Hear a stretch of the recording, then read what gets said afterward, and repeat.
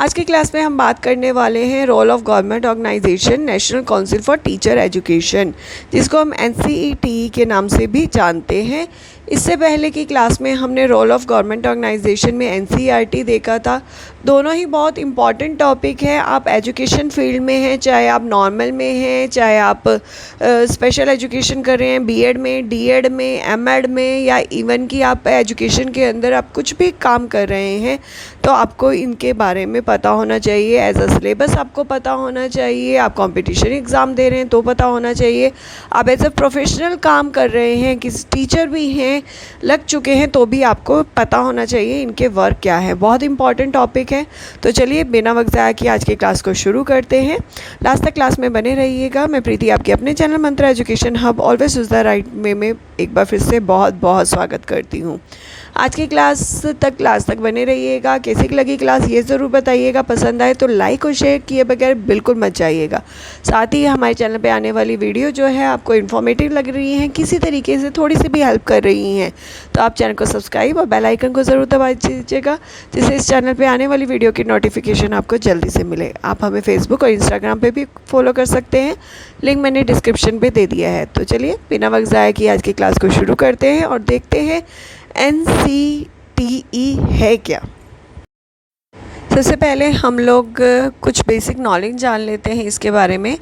सबसे पहले हम इसे शॉर्ट फॉर्म में NCTE के नाम से जानते हैं, जिसकी फुल फॉर्म है national council for teacher education. इसके प्रीवियस स्टेटस है जो 1973 में इसको डेवलप किया गया था एक एडवाइजरी बॉडी की तरह। ये एडवाइस को इसको देती थी और किसके लिए डेवलप किया गया था? सेंट्रल और स्टेट गवर्नमेंट को, ताकि वो टीचर एजुकेशन के लिए प्लान कर सके किस तरीके की टीचर एजुकेशन होनी चाहिए, कैसा उसका एम होना चाहिए, किस तरीके की उनका करिकुलम होना चाहिए। तो उसके लिए एडवाइस देने के लिए इसको बनाया गया था।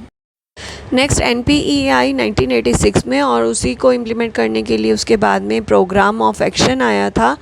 दोनों में ही जो है एजुकेशन, टीचर एजुकेशन को बहुत ज़्यादा इम्पॉर्टेंट दी गई, और उसके लिए जो है कहा गया कि एक सैनिटरी बॉडी होनी चाहिए जो और टीचर एजुकेशन के रिसोर्सेज पर काम करे, उनके करिकुलम के लिए काम करे।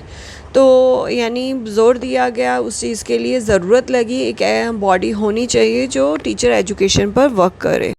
1993 में जो है एक्ट आया, national council for teacher education act, जिसके अंडर में जो है NCTE को सैनिटरी बॉडी जो है बना दिया गया 1995 के अंदर, जिसके अंडर में जो है टीचर ट्रेनिंग प्रोग्राम जो है चलाने की बात कही, जिसमें उनके नॉर्म्स क्या होंगे, क्या रूल और रेगुलेशंस होंगे, किस तरीके से इस प्रोग्राम को चलाया जाएगा, क्या करिकुलम होगा, क्या एम ऑब्जेक्टिव होंगे।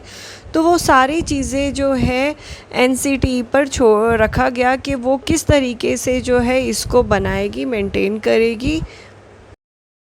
NCTE जो है 4 रीजनल कमिटीज़ के अंदर जो है डिवाइड है, जिसमें सबसे पहली आती है northern regional council, second eastern regional council, third southern regional council, और फोर्थ है वेस्टर्न रीजनल काउंसिल, जिसका हेडक्वार्टर जो है न्यू दिल्ली के अंदर ही है NCTE का। NCTE के अंदर काफ़ी सारे टीचर ट्रेनिंग प्रोग्राम चलते हैं, जिसमें आपका मेनली जो है DLED, आपका BEd और MEd, जिसको हम diploma in elementary education, bachelor of education और मास्टर ऑफ एजुकेशन के नाम से जानते हैं। इसके अलावा और कई टीचर ट्रेनिंग प्रोग्राम चलते हैं इसके अंदर। सभी को पता है NP 2020 आई है, तो उसको दिमाग में रखते हुए नए स्कूल सिस्टम रेडी करना, जिसमें स्कूल सिस्टम में आपका फाउंडेशनरी के लिए प्रिपरेटरी, मिडल, सेकेंडरी लेवल, जो जितने भी लेवल दिए गए हैं NPE के अंदर 2020, तो उसके लिए न्यू सिस्टम जो है वो डेवलप करना, और उसके लिए कुछ रिसर्च अगर ज़रूरत है, रिसर्च करना, ट्रेनिंग प्रोग्राम स्टार्ट करना, वो NCTE का ही पार्ट है।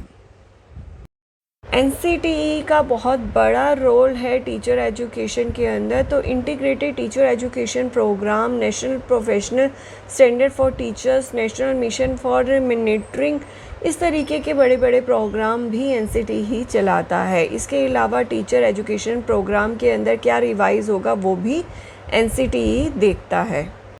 यानी टीचर ट्रेनिंग प्रोग्राम जो है उसमें अपडेट क्या होना चाहिए टाइम टू टाइम, वो भी एनसीटी ही देखता है। एनसीटी के ऑब्जेक्टिव जो हैं वो मेन ऑब्जेक्टिव है एक ऐसा टीचर एजुकेशन सिस्टम बनाना जो ऑल ओवर हमारी इंडिया में अप्लाई हो सके, साथ ही साथ ऐसे नॉर्म और स्टैंडर्ड उसके लिए बनाना जो हम लोग आगे जाके मेंटेन कर सके ऑल ओवर इंडिया के अंदर। एनसीटी का एक ब्रॉड टर्म है, इसके अंदर टीचर ट्रेनिंग प्रोग्राम चलाना, उनके लिए करिकुलम रेडी करना, साथ ही साथ उनके लिए रिसर्च करना, सभी जो है चाहे प्री प्राइमरी के लिए टीचर हों, प्राइमरी के लिए टीचर हो, सेकेंडरी के लिए, सीनियर सेकेंडरी के लिए, हर लेवल के टीचर हो, उनका अपना अपना करिकुलम हो। और साथ ही साथ ये एजुकेशन आपका फॉर्मल, इनफॉर्मल, पार्ट टाइम में भी दी जा सके, इस तरीके के करिकुलम जो है रेडी करना इसका ऑब्जेक्टिव था। जल्दी आगे बढ़ते हैं और देखते हैं एनसीटी के फंक्शंस क्या हैं।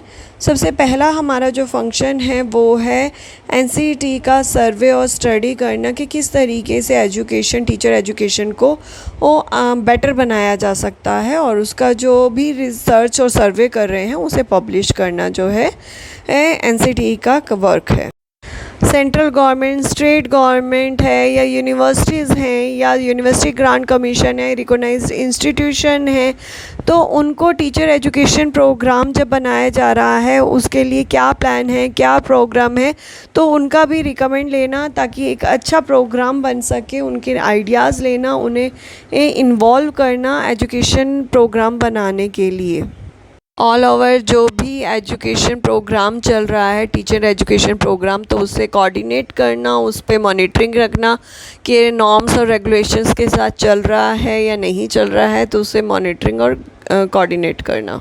एनसीटी का काम एक ये भी था कि एक मिनिमम क्वालिफ़िकेशन डिसाइड करना टीचर्स की, कि प्राइमरी के लिए क्या होना चाहिए टीचर का, सेकेंडरी के लिए क्या होना चाहिए, हायर एजुकेशन के लिए एक टीचर की क्वालिफ़िकेशन क्या होनी चाहिए, तो उसके रूल और या कह सकते हैं गाइडलाइन रेडी करना।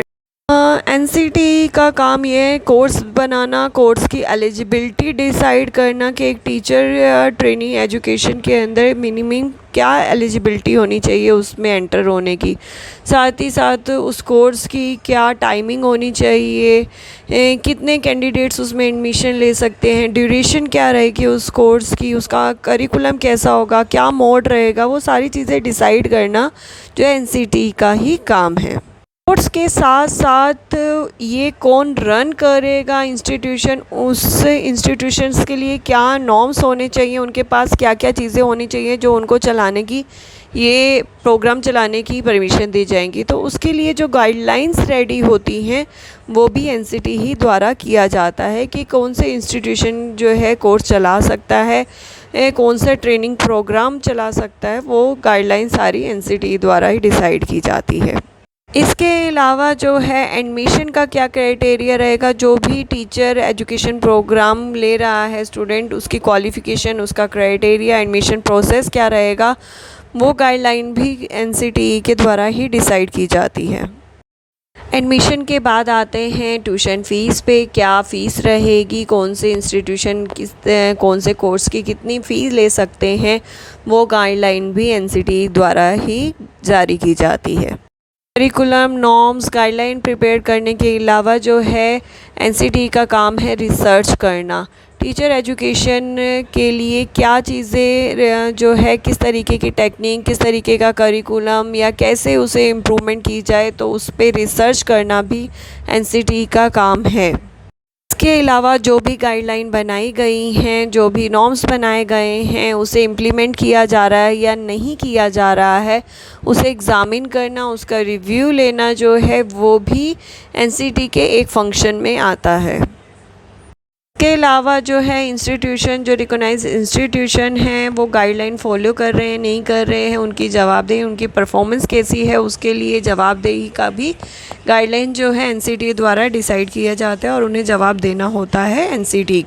नेक्स्ट है टीचर एजुकेशन के लिए नई स्कीम्स और पॉलिसीज़ बनाने में हेल्प करना गवर्नमेंट की, साथ ही साथ रिकॉग्नाइज्ड इंस्टीट्यूशन को आइडेंटिफाई करना और जो रिकॉग्नाइज नहीं हैं उन्हें बंद करवाना।